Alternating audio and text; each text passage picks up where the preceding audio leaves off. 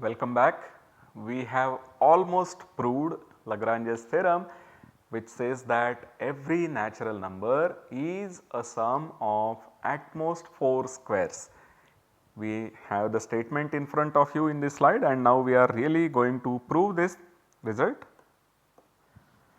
So, we have that the form x square plus y square plus z square plus w square is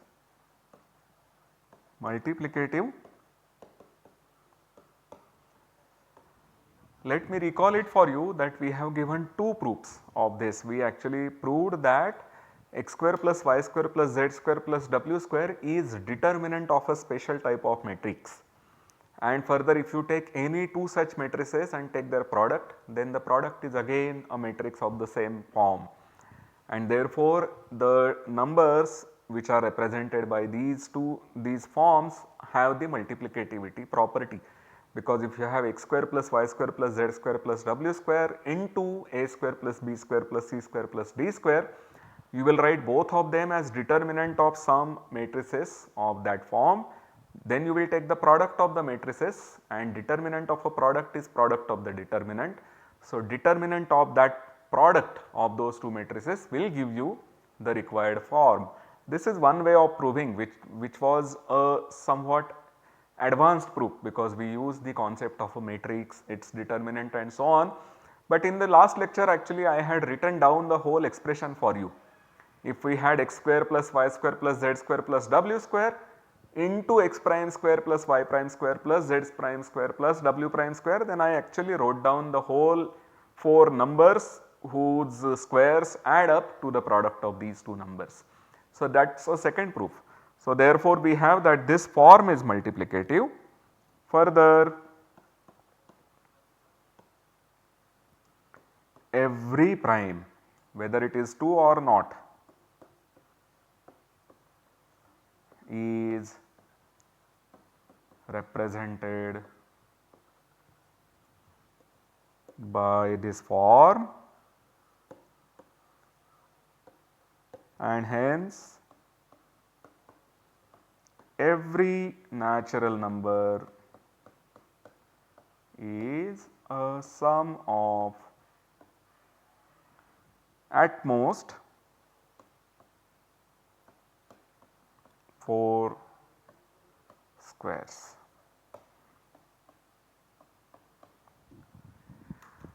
Remember also that our proof is somewhat constructive.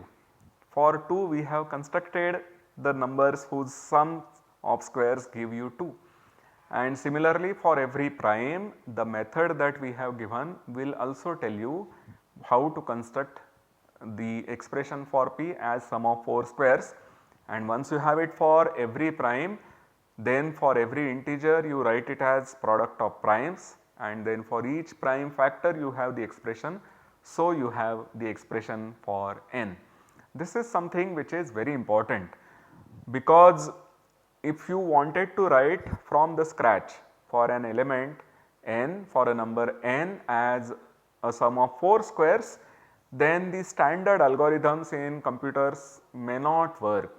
For instance, there is this greedy algorithm which would say that for every n you take this largest square before that, and then you have a smaller number, you write that number as sum of squares and so on, but this thing may not always work. For instance, if you happen to choose your number to be 32, 32 has the property that it is between two squares 25 and 36, and therefore greedy algorithm will say that you write 32 as 25 plus 7, and once you have written it as 25 plus 7, 25 is a square, 7 is a much smaller number, you should be able to write 7 as a sum of squares, but we have already observed that 7 needs 4 squares. You cannot write 7 as a sum of 3 squares. So, in all for 32 you have used 5 squares, 25 plus 4 plus 1 plus 1 plus 1. whereas actually 32 is just 16 plus 16. So, writing the number as sum of squares can be done in an effective way if you use the prime factorization. The greedy algorithm will not always give you the solution. So, once having proved Lagrange's theorem, the next thing we can ask is what next? So, after having proved Lagrange's theorem, which is a very beautiful theorem proved by Lagrange in 1770, I must remark here that another mathematician by name Baquet had stated this as a possibility in 1621, and about 150 years later Lagrange proved this in 1770, and surely any result of such nice properties, any such beautiful result must inspire more research in mathematics. So, one would ask what next? Does it lead to anything in the further directions? And there are indeed many directions. So, one can ask, are there any ways to generalize the results that we have proved so far, especially Lagrange's theorem? Is there a way to generalize Lagrange's theorem to some other concept? So, Waring conjectured in 1770, immediately as Lagrange proved the result, Waring said that wow, this is good. If you require 4 squares to write every number, it should be possible to write every number using only 9 cubes, 19 biquadrates. Biquadrates means some fourth powers, and so on. So, Waring said that every integer, every positive integer is a sum of at most 9 cubes. It is a sum of at most 19 fourth powers, and so on. So, this so on is very peculiar. What is so on? What is the meaning of so on? So, let me explain the meaning of so on to you in this slide. Waring made this explicit conjecture. He said that take any natural number k which is bigger than 1. Then he proved that there is an integer g which is g of k because it depends on the integer k. So, Waring conjectured that there is a g with the property that every natural number is a sum of at most g kth powers. I told you that you could actually have obtained every number as a sum of squares using the greedy algorithm, which would tell you that every number is a sum of squares. Of course, we know that 1 is a square, so it is not difficult to prove that every integer is a sum of squares. It is not difficult to prove that every integer is a sum of kth powers because 1 is a kth power. But we do not want to write 2020 as 1 plus 1 plus 1 plus 1 20 times. We would like to have a finite number. We would like to know that there is a number g depending on k such that my 2020 is a sum of at most g many kth powers. This was stated in 1770 by Waring, and again about 130 years later this was proved. Waring also conjectured that the number G3 is 9. So, he said that you need 9 cubes. So, G3 is 9 has 2 statements in it. It means that for every n, 9 cubes are sufficient, and moreover that there is a number which requires 9 cubes. For instance, Lagrange's theorem said that every integer is a sum of 4 squares, at most 4 squares, and we noted that 7 actually needs 4 squares.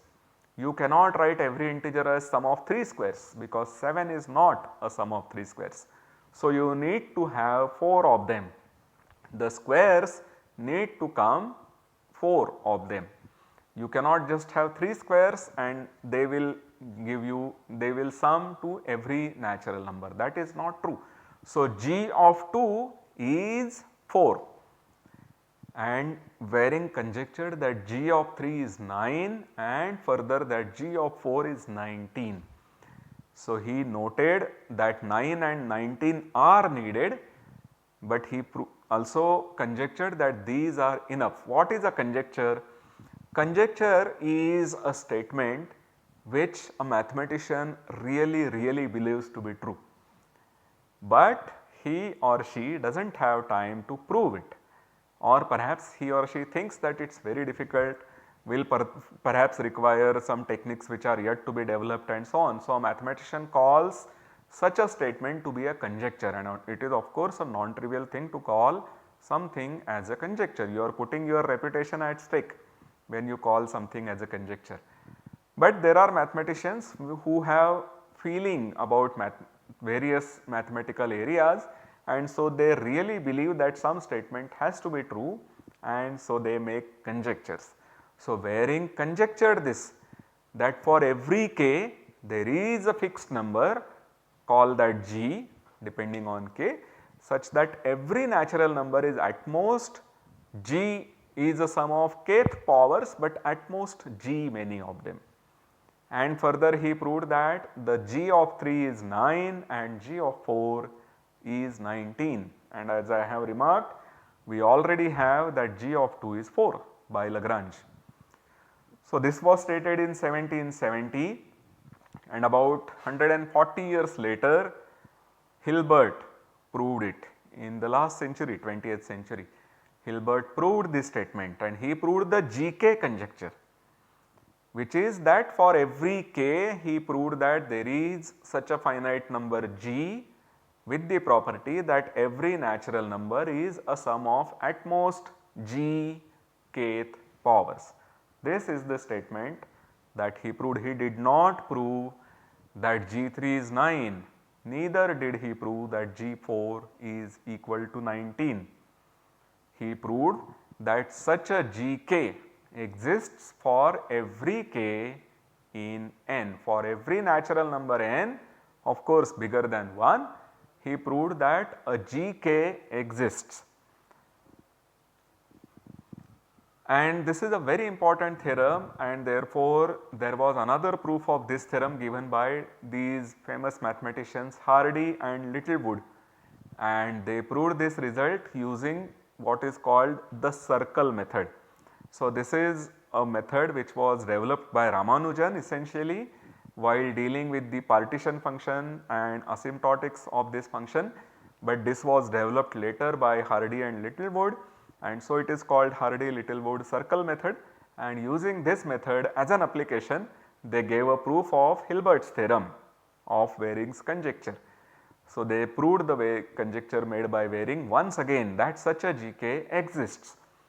Once you prove that such a gk exists, now you would want to know what are the gk's for every k. What are the numbers g3, what is g4, what is g5, what is g6 and so on. These are the things one would want to know, and mathematicians started working on this. Further, let me just recall this for you that 7 does require 4 squares. You cannot write 7 as a sum of 3 squares. Similarly, 23 will require 9 cubes. So, 23 is a number which does require 9 cubes. You cannot write it as a sum of 8 cubes, and you also have that 79 will require 19 fourth powers. In fact, it is easy to give what number. So, 9 and 19, these are the lower bounds for G3 and G4, and in fact it is easy to get these lower bounds. What you have to notice is that there are some integers such that the only kth powers less than or equal to those integers is 1. So, if you start from 1 power k, which is 1, and go all the way up to 2 power k, then until you reach 2 power k, the only integer, the only kth power that you have is 1. So, you will need to use 1, 1, 1, 1, 1 to write any number from 1 to 2 power k minus 1 as a sum of kth powers. And if you then go further until 3 power k, then the only numbers at your disposal are 2 power k and 1 power k. So, what one notices is that between these numbers 1 to 3 power k minus 1, there is one particular number which is called 2 power k plus integral part of 3 by 2 power k minus 1. So, this number is the one which requires only 2 power k, which has only 2 power k's and 1 power k's to write it, and there is only one effective way to write this number as a sum of kth powers. That would give you a lower bound on Gk. So, similar things can be done by us for the particular cases where k is 3 and k is 4, and then we see that 23 is the number which requires 9 cubes and 79 requires 19 biquadrates or 19 fourth powers. So, these are the lower bounds. We wanted to now prove the upper bounds, which is a more difficult thing. We wanted to prove that every n can be written as sum of 9 cubes, every n can be written as sum of 19 biquadrates. That is very difficult, and there are other problems G5, G6 and so on. So, around 1912, I told you that Hilbert proved the existence of Gk in 1909. From 1909 to 1912, in a series of papers, V. Fritsch proved that G3 is 9. Then S. S. Pillai, this is an Indian mathematician once again contemporary to Ramanujan, he proved that G6 is 73. Remember, we are looking at G3 and G4, G3 is 9, G4 is 19, there are G5 also in between, but Pillai proved that G6 is 73, and in about 25 years this mathematician by name Chen Jingrun, he proved that G5 is 37. So, G3 was computed, G5 was computed and G6 was computed. The problem of finding G4 remained elusive until 1986. So, almost till 20 more years this problem was not solved until 1986, when an Indian mathematician by name R. Balasubramaniam and his collaborators solved it. So, this was a remarkable result, and this result put India once again on the world map as far as number theory is concerned. It was such a remarkable result. So, this is one way. Waring's problem is one way by which we can generalize the theorem of Lagrange, which is that since you are writing every number as a sum of squares, you can ask how many cubes are needed, how many fourth powers are needed and so on, and this is intimately related to many other things in mathematics like circle method and so on, as well as the techniques which are developed by R. Balasubramaniam and so on. So, this is one way the theorem can be generalized. There are another ways. Similar to squares, we have figurate numbers or what are also known as polygonal numbers. So, squares are the numbers which can be written in a grid of squares.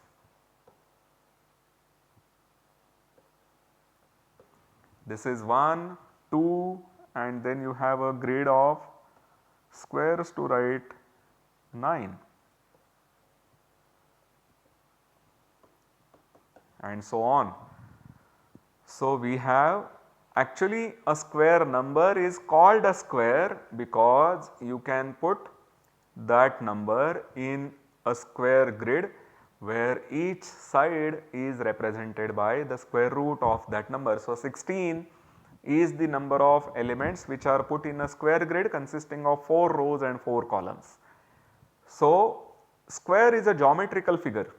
We can look at other geometrical figures. Let us start with triangles. We start with triangles. So, we have triangular numbers.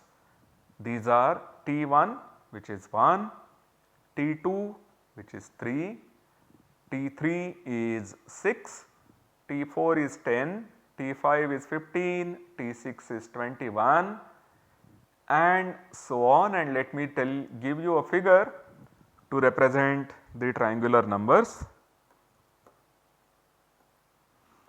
Here we see that this number is 1 if you just consider only one dot consisting of a single triangle of only the side is equal to 1. If you consider this triangle, you have 3 elements, here there are 6 elements, here there are 10, here there are 15 and finally you have 21 elements.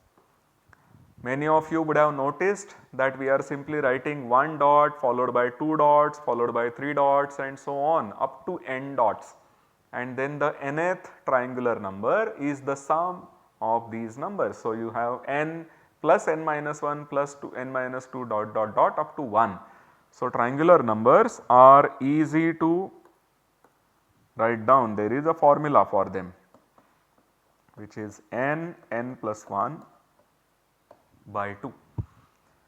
You can easily verify this formula for the triangular numbers that we have here on screen.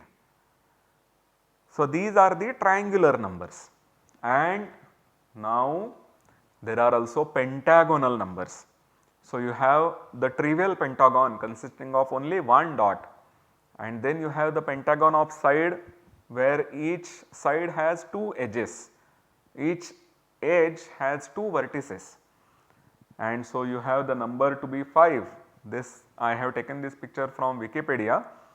So, we see that as you go on increasing the size, so here this is P1, P2 is 5, P3 is 12, P4 is 22, P5 is 35 and so on. So, every n, for every n we have a pentagonal number, and there is a formula that one can write down for the pentagonal numbers. And of course, we have polygonal numbers for higher n-gons. We have hexagonal numbers, these are for hexagons.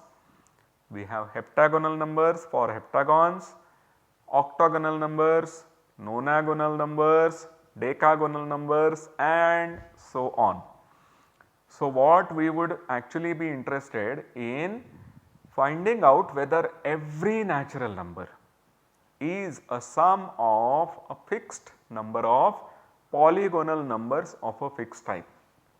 Is it true that any given natural number n is a sum of a fixed numbers? So, suppose only g many of k polygonal numbers. Is there a g for gk? Just like we had the Waring's conjecture, is there a g equal to gk for every k such that every natural number is a sum of g kth polygonal numbers? This is the question that one would want to ask, and our Lagrange's theorem says that n is sum of 4 squares. So, you have 4 squares whose sum is every natural number. Similar to this, you may have heard, this is a very famous remark by Gauss, who had written this as num equal to delta plus delta plus delta. So, this means that every natural number n is a sum of at most 3 triangular numbers. This was proved by Gauss. He had noted this in his diary, and the date for that entry is in 1796. So, Gauss had noted this, that num is delta plus delta plus delta. You need at most 3 triangular numbers to write every natural number. And we can ask what would happen for higher polygonal numbers. So, Richard Guy in 1994 proved that every natural number is a sum of at most 3 pentagonal numbers, but he generalized the earlier concept of a pentagonal number. using his slightly generalized concept, he could prove that every n is actually a sum of at most 3 pentagonal numbers. However, beyond this not much seems to be known about this. So, this is the question of writing every natural number as a sum of polygonal numbers of a fixed type. And so, just like for squares we had the polygonal numbers, similarly for cubes, now cube is the number of elements which are represented in a 3-dimensional grid, just like a square was represented in a 2-dimensional grid. So, a cube is represented in a 3-dimensional grid. So, you can ask whether there are generalizations of polygonal numbers in the 3rd dimension. So, are there polyhedral numbers? Indeed, there are polyhedral numbers. For every dimension there are numbers, and you can ask this question whether every natural number is a sum of a fixed number of polyhedral numbers of a fixed type, and nothing much seems to have been done on this, of course, which means that it is not an easy thing to compute, but even then I think there is quite a lot that can be done in this direction. This concludes our discussion for the second type of generalization after Lagrange's theorem. First one was the Waring's problem, where we generalize from squares to cubes, cubes to 4th powers and so on. Second was that we observed that squares represent some just certain geometrical figure, and so we considered all geometrical figures. There is one more generalization, and that is more interesting. It refers to one of the well known Indian origin mathematicians by name Manjul Bhargava. So, we will come to that in our next lecture. I will see you then. Thank you very much.